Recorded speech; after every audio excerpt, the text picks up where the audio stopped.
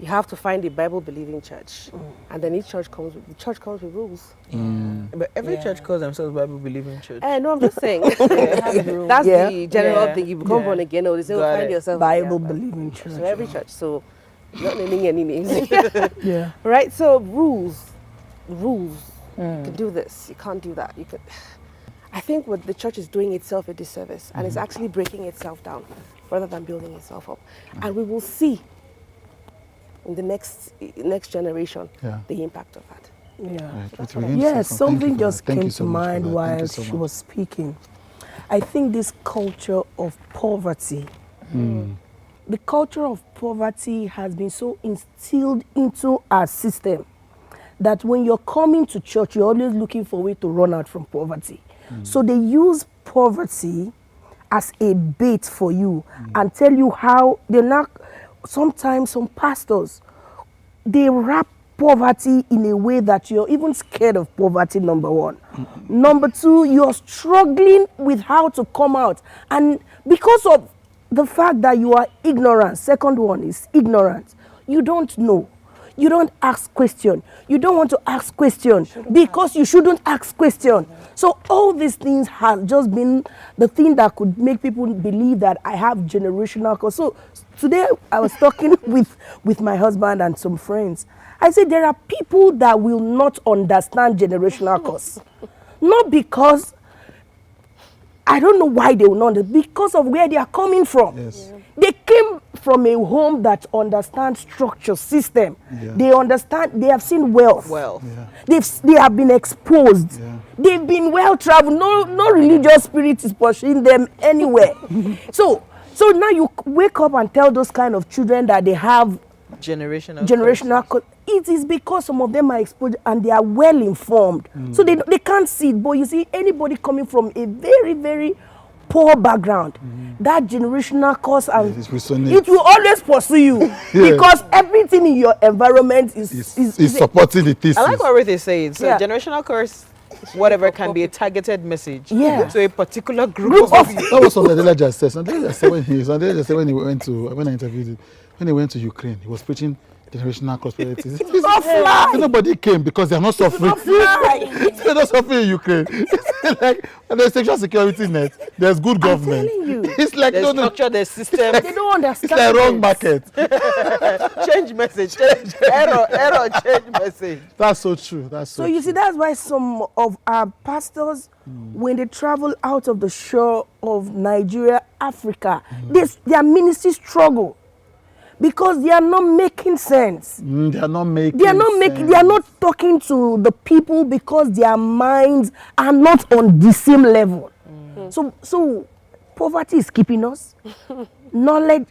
Ignorance is keeping us. So that is why we believe. But you see, even the church is raising a new breed of people that are beginning to ask questions. The God you worship sounds very different from the God I know. There's a dissonance somewhere. There's a disconnect. And that's why I'm like, I will take anybody on. And I'm like, tell me what you know. Tell me where you got it from. Let me help. The reason we don't question or push back is because we don't really know. Yeah. We're not certain about whether God spoke to us. So when somebody else comes and says, charisma, the name is charisma. It's charisma, but it's not the normal charisma. It's with a K. K is what I hear. I hear this. I hear this. I hear this. Yes. 3 times. Yeah. 3 times.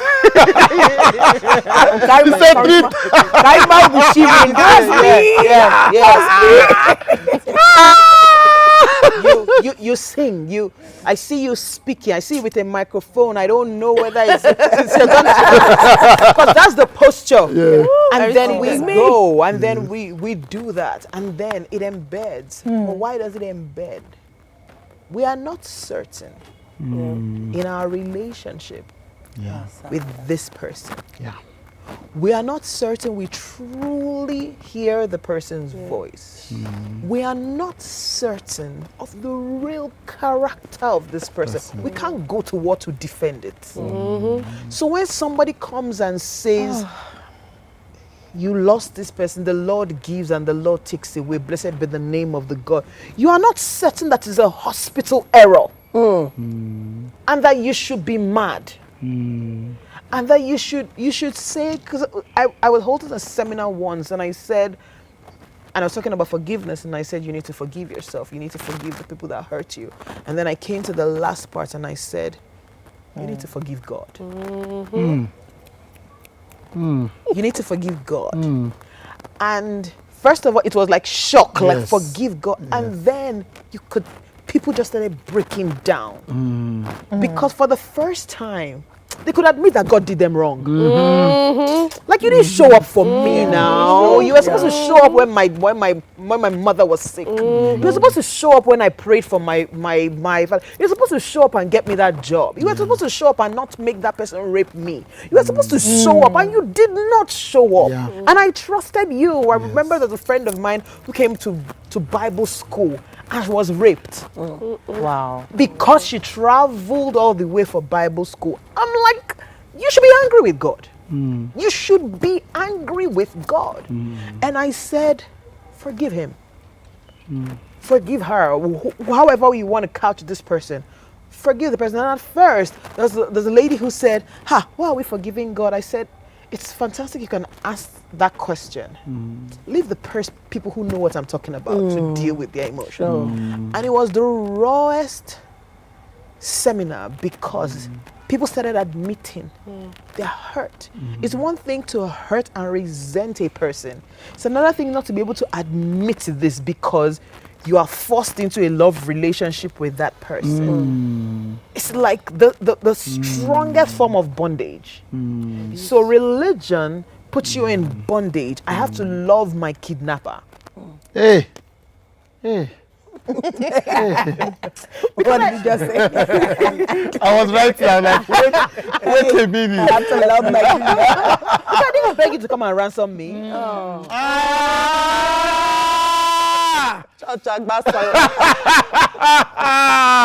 my word. Then I have to explain. Maybe if your way was that, you could have left me to deal with things the way. I didn't beg you to come and ransom me. I didn't beg you to come and convict me. Yes, moving from one bondage to another. And then you move me to a seriouser bondage than what I thought. You hear people say, if I was in the world, I would have done this to you. And I'm like, because now, I'm now here. I can't do what I would have already done to solve the problem. You are not solving the problem. They are telling me, God say he will revenge. He will pay. He will pay. You are not solving the problem.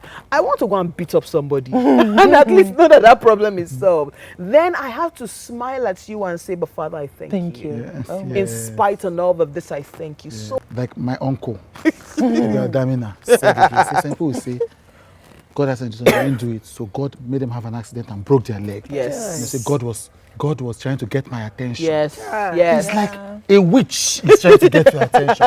What kind of a wicked God gets your attention by breaking your leg? By putting you in an accident. By narrative. And then we say It was Jonah's story, maybe. he can give you life and he can take it away. And then we're now told to love this God with all our heart, because all our mind, all our soul. That is it. Because now Abacha was a wicked man, according to some people. Oh my God. But he never asked us For our love. with all our heart, with all our mind, all our soul. soul. This is the truth. He's like, look, this is what I want. This is power. what I want to do. I'm not pretending. So there's no It was passive quite- it was quite aggression. clear. Yeah. But this tyrant that we've been asked to call our father demands from you. So he doesn't just take from you, but beats you and says you should not cry. Yes. And not only beats you and say you should not cry, beats you, tells you not to cry and say you should say thank you. But that's what African parents do. That's what African. So God, we create. So yes, so we created the God image in of our God in own our image. likeness. Yes. I was That actually going to say image that. Yes. and likeness. That even the idea of somebody hearing from me, it's actually, I think, is modeled after traditional religion where there's one person and one person alone that hears from the oracle and Yes. everybody else has to Goes go and hear. stands Yes. there. This is when I began to move away. I said to myself, this honestly, I said, if this is God, and to serve this God, if I don't serve this God, I go to hell. I will go to hell. that's what I said. Yes, I said I will go to hell. Like, this is a wicked, manipulative figure. And there is nothing good here. I don't know if this is what he gives me here. Yeah. Want me to be caught in eternity. That's what freed me. Unfortunately, Yes. unfortunately, some of our fathers of faith, Yes. they got it from their fathers of Oh, faith. of course. Of course. course. And they ended up not asking questions because their generation will not Ask ask. questions, yes. So they took it Yeah. hook line. And you may just be surprised that even they are doing what they are doing ignorantly. Oh, absolutely.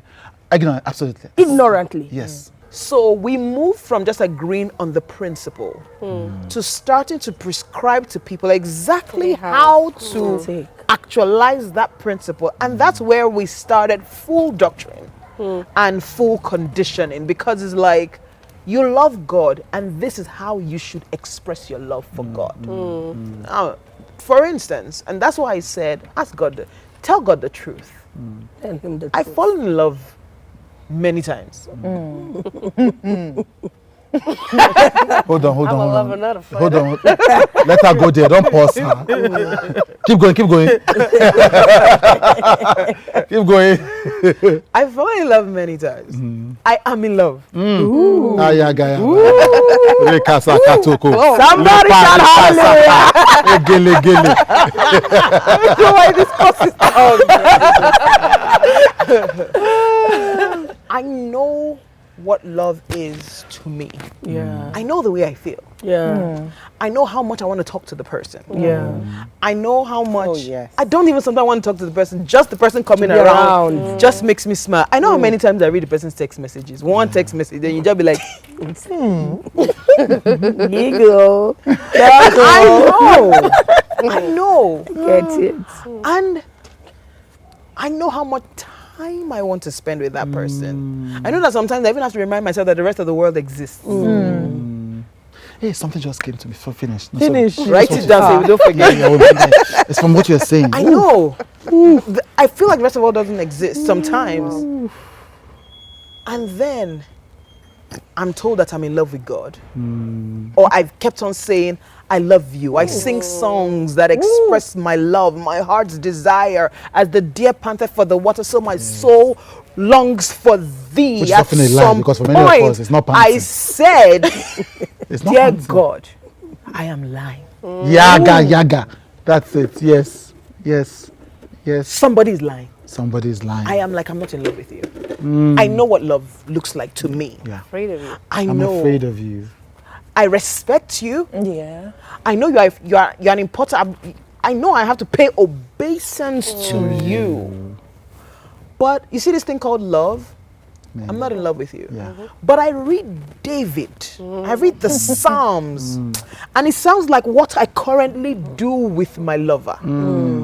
So I know that this person was in love with you. So I said, so show me how to love you. Let's stop lying. I'm not in love with you. Right. So it's when you ask God to show you how to love Him, Exactly. then God reveals Himself to you That's it. The way that you the should love. way that, yes, you can love Him. Exactly. What is the thing, charisma, that pursued you from the church? Nothing pursued me. Okay, they say you stopped. Yeah. What made you pursue yourself? There was just too much. I began to learn. I began to ask questions. I was in a group and, well, this African thunder here came and discombobulated my whole system. And I began to ask questions. And even in my little group, like my service group, I began to ask questions. Why do we have to do things like this? is there a reason? And then they came after me and said, no, if you're not comfortable here, you leave. These are the rules. And I'm like, okay. And I began to enjoy the relationship I began to have with Christ, which was not in sync with that space. And COVID happened. So it was the And perfect then I storm. realized that there's freedom. And I will go back, but with a better understanding. Yeah.